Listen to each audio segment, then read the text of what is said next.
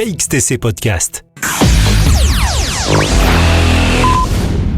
Du samedi 6 au dimanche 14 mai 2023, au château de Solliès-Pont, dans le Var, aura lieu le Salon d'art de l'Académie du Var. Peinture, photographie, céramique, sculpture. Entrée libre tous les jours de 10h à 19h. Nous avons demandé à Michel Hégère, conservateur des Beaux-Arts de l'Académie du Var, des précisions complémentaires sur cette manifestation. C'est une manifestation annuelle qui se déroule cette année exceptionnellement au château de Solliès-Pont, alors qu'habituellement elle se déroulait à la gare, à la salle Gérard Philippe. C'est une manifestation multidisciplinaire. Comme vous l'avez annoncé, il y a des artistes de peinture, des photographes, des sculpteurs, plasticiens de tous ordres qui s'expriment. Ce sont ou des professionnels ou alors des membres de l'Académie qui sont des littéraires, des historiens, etc., mais qui ont un talent particulier que nous avons envie d'exposer.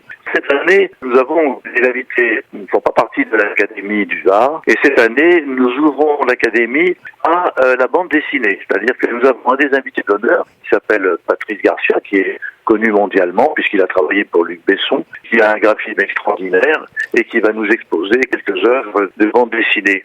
Le deuxième invité d'honneur s'appelle Jean-Michel Terrier, un spécialiste de l'Asie, une technique de peinture propre à l'Asie. Lui, c'est un spécialiste de la restauration des œuvres du Tibet en particulier. Il est connu dans le monde entier. Je vais vous dire un petit mot de l'Académie. L'Académie du Var, elle a été créée en 1800. 200 membres à peu près, des historiens, scientifiques, des littéraires, des poètes, des artistes. Ils sont répartis en membres titulaires. Il y a 50 fauteuils, comme dans les académies, et il y a aussi des membres d'honneur, des membres émérites, bienfaiteurs, des membres associés.